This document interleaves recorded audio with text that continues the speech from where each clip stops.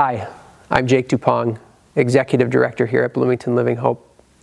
Every day starts right here, with families and students walking through these doors, in these hallways. Children are learning and growing not only in knowledge, but in faith, learning what it means to know and follow Jesus. This place is so much more than a school.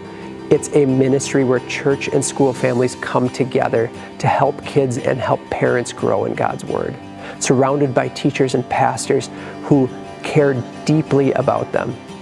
Today, we want to share a story that shows what God is doing through this ministry and how your generosity and continued support help make all of this possible. I want you to meet the Batista family, a wonderful reminder of how faith, learning, and community come together every day here at Bloomington Living Hope. I walked around and I just had this sense, okay, this is it. This is where we're supposed to be. I just had this immediate connection, the sense of welcome and that we had from the teachers that came to connect with our girls. The way the classmates were so welcoming and just made them feel right at ease. At recess, I already had like 20 friends, so it was I felt more happy there than I had in my other school. The people is real Christian. Feeling about Jesus, talking about Jesus, and living what they talk.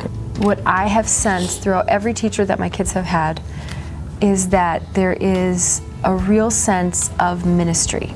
It's not a job, it is a ministry. A really big moment in our life was when Nival had his car accident, and he was in Brazil, and so I was home with the girls, and so immediately from the moment that I told some people, for some closer friends, that had happened, the news spread, and people just showed up in so many different ways.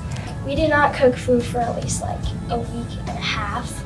Like, there's just so much support, and people were sending messages to my mom and like prayers, like videos of them praying for us. I remember being at church, obviously missing him so much and worried about him, and just somebody came up and just sat next to us during that service. It just makes me emotional till this.